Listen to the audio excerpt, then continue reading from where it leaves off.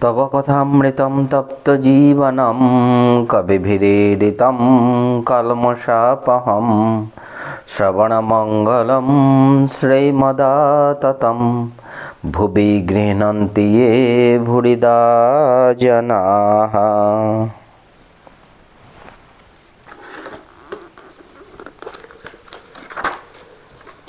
তোমার কথামৃত তাবদগ্ধ জনগণের জীবন স্বরূপ, মুনিগণ কর্তৃক কীর্তিত পাপসমূহের বিনাশক, শ্রবণ মাত্রই মঙ্গলপ্রদ ও সকল সম্পদের আকর।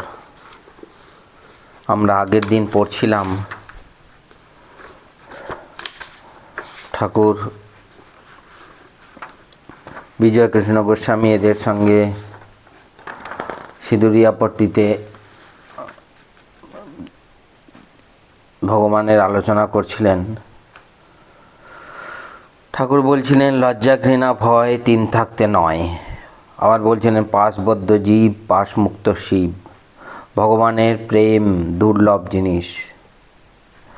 বলছেন প্রথমে স্ত্রীর যেমন স্বামীতে নিষ্ঠা, সেইরূপ নিষ্ঠা যদি ঈশ্বরেতে হয় তবেই ভক্তি হয়।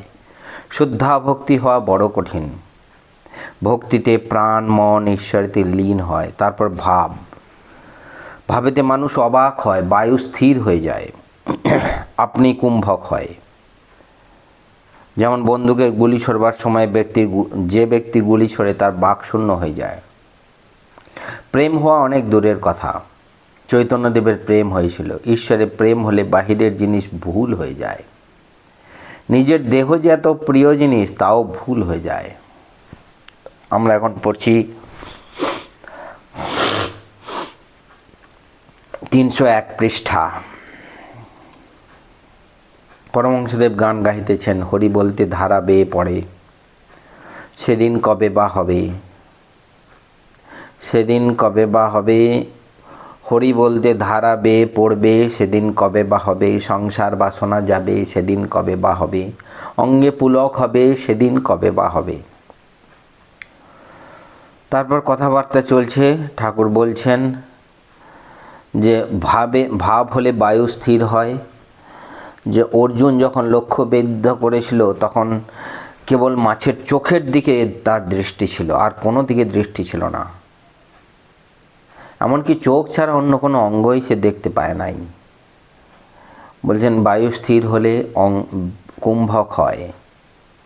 ঈশ্বর দর্শনের একটি লক্ষণ আছে, ভিতর থেকে মহাবায়ু গড়গড় করে উঠে মাথার দিকে যায়।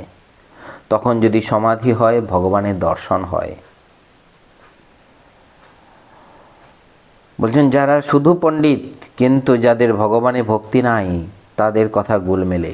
সমাধ্যায়ের গল্প বলছেন ঠাকুর, যিনি বলেছিলেন ঈশ্বর নিরস, তোমাদের প্রেম ভক্তি দিয়ে তাকে সরস করো। ঠাকুর বলছেন যে রসস্বরূপ তাকে বলছেন নিরস, তার মানে তিনি কিছুই জানেন না।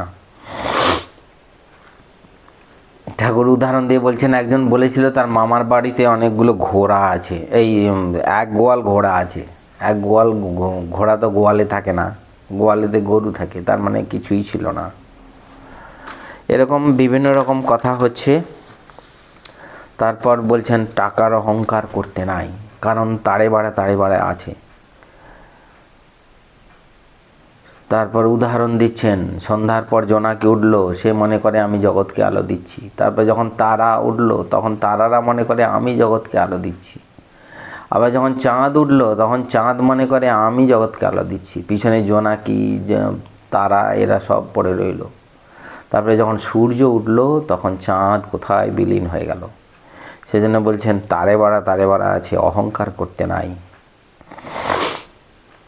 বলছেন ধনীরা এগুলো চিন্তা করলে তাদের ধনের অহংকার হয় না।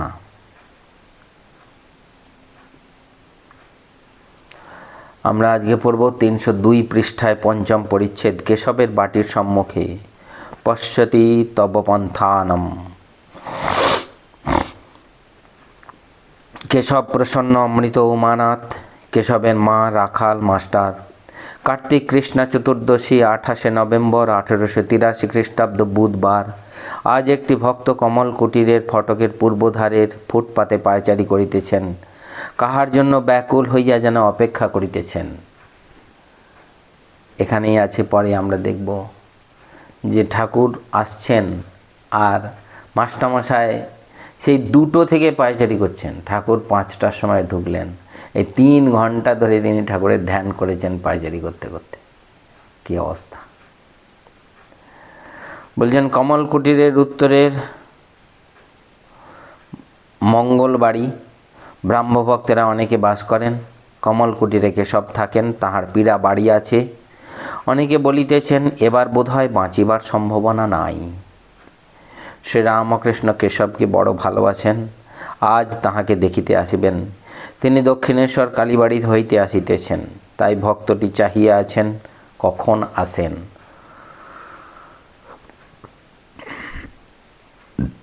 কমল কুটির সার্কুলার রোডের পশ্চিম ধারে, তাই রাস্তাতেই ভক্তটি বেড়াইতেছিলেন। বেলা 2টা হইতে তিনি অপেক্ষা করিতেছেন, কত লোকজন যাইতেছেন তিনি দেখিতেছেন। রাস্তার পূর্বধারে ভিক্টোরিয়া কলেজ, এখানে কেশবের সমাজের ব্রাহ্মিকাগণ ও তাহাদের মেয়েরা অনেকে পড়েন। রাস্তা হইতে স্কুলের ভিতর অনেকটা দেখা যায়। উহার উত্তরে একটি বড় বাগান বাড়িতে কোনো ইংরেজ ভদ্রলোক থাকেন। ভক্তটি অনেকক্ষণ ধরিয়া দেখিতেছেন তাহার বাড়িতে কোনো বিপদ হইয়াছে। ক্রমে কালো পরিচ্ছেদধারী কোচম্যান ও সহিস মৃতদেহের গাড়ি লইয়া উপস্থিত হইল।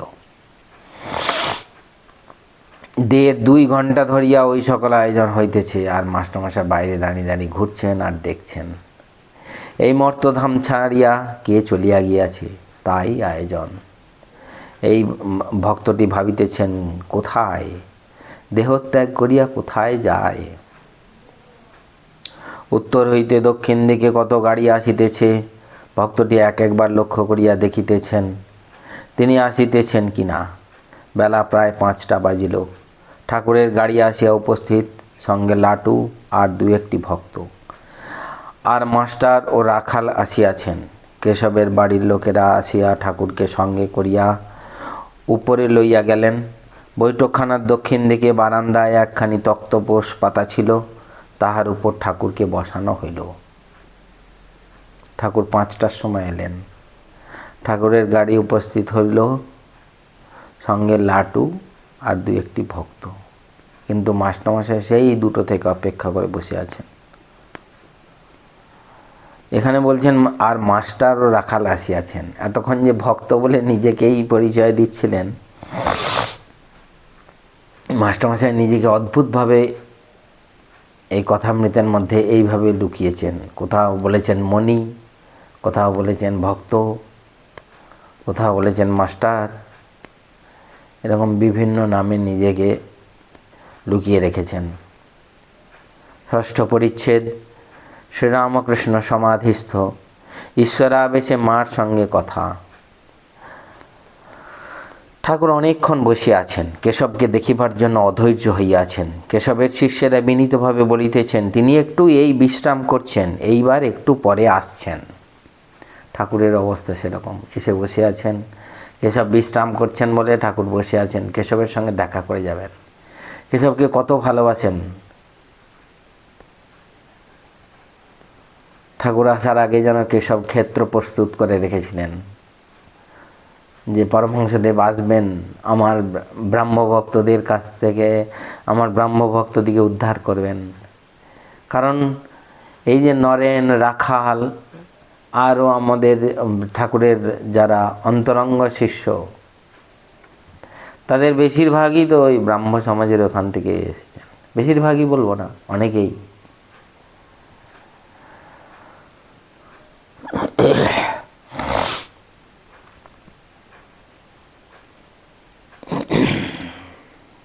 কেশবের সংকটাপন্ন পীড়া, তাই শিষ্যেরা ও বাড়ির লোকেরা এত সাবধান। ঠাকুর কিন্তু কেশবকে দেখিতে উত্তরোত্তর ব্যস্ত হইতেছেন। শ্রীরামকৃষ্ণ কেশবের শিষ্যদের প্রতি হ্যাঁগা, তাঁর আসবার কি দরকার, আমি ভিতরে যাই না কেন? প্রসন্ন বিনীতভাবে, আগে আর একটু পরে তিনি আসছেন। ঠাকুর, যাও, তোমরাই অমন করছো, আমি ভিতরে যাই। প্রসন্ন ঠাকুরকে ভুলাইয়া কেশবের গল্প করিতেছেন। প্রসন্ন, তাঁর অবস্থা আর এক রকম হয়ে গেছে, আপনারই মতো মার সঙ্গে কথা কন। মা কি বলেন শুনে হাসেন কাঁদেন। কেশব জগতের মার সঙ্গে কথা কন, হাসেন কাঁদেন। এই কথা শুনিবা মাত্র ঠাকুর ভাবাবিষ্ট হইতেছেন। দেখিতে দেখিতে সমাধিস্থ। ব্যাস হয়ে গেল কেশবের সঙ্গে দেখা করা। ঠাকুর সমাধিস্থ। শীতকাল, গায়ে সবুজ রঙের বনাতের গরম জামা, জামার উপর একখানি বনাত, উন্নত দেহ, দৃষ্টি স্থির, একেবারে মগ্ন। অনেকক্ষণ এই অবস্থায় সমাধিভঙ্গ আর হইতেছে না। সন্ধ্যা হইয়াছে, ঠাকুর একটু প্রকৃতিস্থ। পার্শ্বের বৈঠকখানায় আলো জ্বালা হইয়াছে, ঠাকুরকে সেই ঘরে বসাইবার চেষ্টা হইতেছে। অনেক কষ্টে তাহাকে বৈঠকখানার ঘরে লইয়া যাওয়া হইল। ঘরে অনেকগুলি আসবাব, কৌচ, কেদারা, আলনা, গ্যাসের আলো। ঠাকুরকে একখানা কৌচের উপর বসানো হইল। কৌচের উপর বসিয়াই আবার বাহ্যশূন্য, ভাবাবিষ্ট। কৌচের উপর দৃষ্টিপাত করিয়া যেন নেশার ঘরে কি বলিতেছেন, আগে এসব দরকার ছিল, এখন আর কি দরকার। রাখাল দৃষ্টে, রাখাল তুই এসেছিস। জগন্মাতা দর্শন ও তাহার সহিত কথা। Immortality of the soul. বলিতে বলিতে ঠাকুর আবার কি দেখিতেছেন, বলছেন, এই যে মা এসেছো, আবার বারাণসী কাপড় পরে কি দেখাও। মা হাঙ্গামা করো না, বসো গো বসো। ঠাকুরের মহাভাবের নেশা চলিতেছে। ঘর আলোকময়। ব্রাহ্মভক্তেরা চতুর্দিকে আছেন। লাটু, রাখাল, মাস্টার ইত্যাদি কাছে বসিয়া আছেন। ঠাকুর ভাবাবস্থায় আপনি আপনি বলিতেছেন, দেহ আর আত্মা। দেহ হয়েছে, আবার যাবে, আত্মার মৃত্যু নাই। যেমন সুপারি, পাকা সুপারি ছাল থেকে আলাদা হয়ে থাকে। কাঁচা বেলায় ফল আলাদা আর ছাল আলাদা করা বড় শক্ত। তাকে দর্শন করলে, তাকে লাভ করলে দেহ বুদ্ধি যায়। তখন দেহ আলাদা আর আত্মা আলাদা বোধ হয়। কেশবের প্রবেশ। এতক্ষণ পরে কেশব এলেন। কেশব ঘরে প্রবেশ করিতেছেন। পূর্ব দিকের দ্বার দিয়ে আসিতেছেন। যাহারা তাহাকে ব্রাহ্ম সমাজ মন্দিরে বা টাউন হলে দেখিয়াছিলেন, তাহারা তাহার অস্থি চর্মসার মূর্তি দেখিয়া অবাক হইয়া রহিলেন। একদম অস্থি চর্মসার অবস্থা। কেশব দাঁড়াইতে পারিতেছেন না, দেওয়াল ধরিয়া ধরিয়া অগ্রসর হইতেছেন। অনেক কষ্টের পর কৌচের সম্মুখে আসিয়া বসিলেন। ঠাকুর ইতিমধ্যে কৌচ হইতে নামিয়া নিচে বসিয়াছেন। কেশব ঠাকুরের দর্শন লাভ করিয়া ভূমিষ্ঠ হইয়া অনেকক্ষণ ধরিয়া প্রণাম করিতেছেন। প্রণামান্তর উঠিয়া বসিলেন। ঠাকুর এখনও ভাবাবস্থায়। আপনা আপনি কি বলিতেছেন? ঠাকুর মার সঙ্গে কথা কহিতেছেন। আর একটু পড়ি। সপ্তম পরিচ্ছেদ। ব্রহ্ম শক্তি অভেদ, মানুষ লীলা। এইবার কেশব উচ্চৈস্বরে বলিতেছেন, আমি এসেছি, আমি এসেছি। এই বলিয়া ঠাকুর শ্রীরামকৃষ্ণের বাম হাত ধারণ করিলেন ও সেই হাতে হাত বুলাইতে লাগিলেন। ঠাকুর ভাবে গড়গড় মাতোয়ারা আপনা আপনি কথা বলিতেছেন। ভক্তরা সকলে হাঁ করিয়া শুনিতেছেন। কত সুন্দর পরিবেশ। ঠাকুর কেশবকে এত ভালোবাসেন, আর সেই কেশব এখন এসেছে, ঠাকুরের হাতটা নিয়ে নিজের হাতে নিয়ে ঘষছে, আর ঠাকুরের কোনো জ্ঞান নেই। জ্ঞান নেই মানে তিনি বাহ্য জ্ঞান নেই,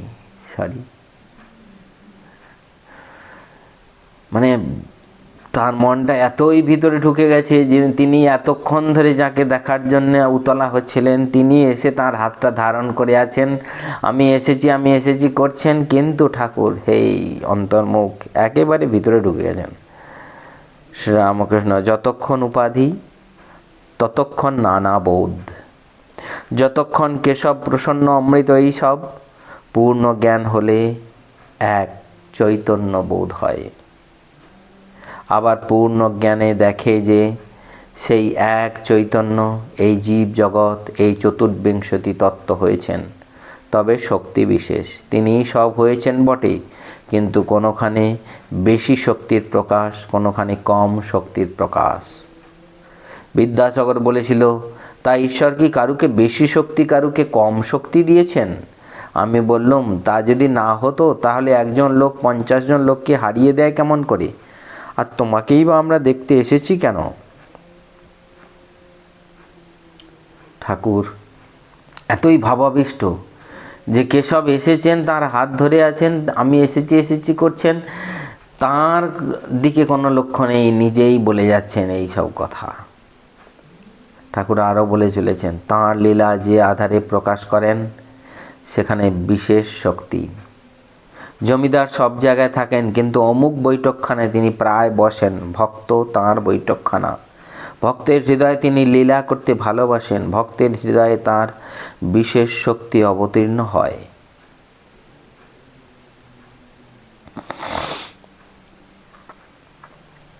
এখানে থাক।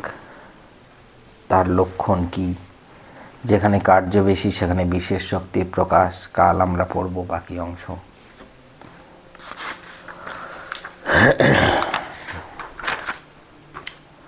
ওম নিরঞ্জনং নিত্যমনন্তরূপং ভক্তানুকম্পাধৃতবিগ্রহং বৈ ঈশাবতারং পরমেশমিড্যং তং রামকৃষ্ণং শিরসা নমামঃ। ওম শান্তি শান্তি শান্তি। হরি ওম তৎসৎ। শ্রীরামকৃষ্ণার্পণমস্তু।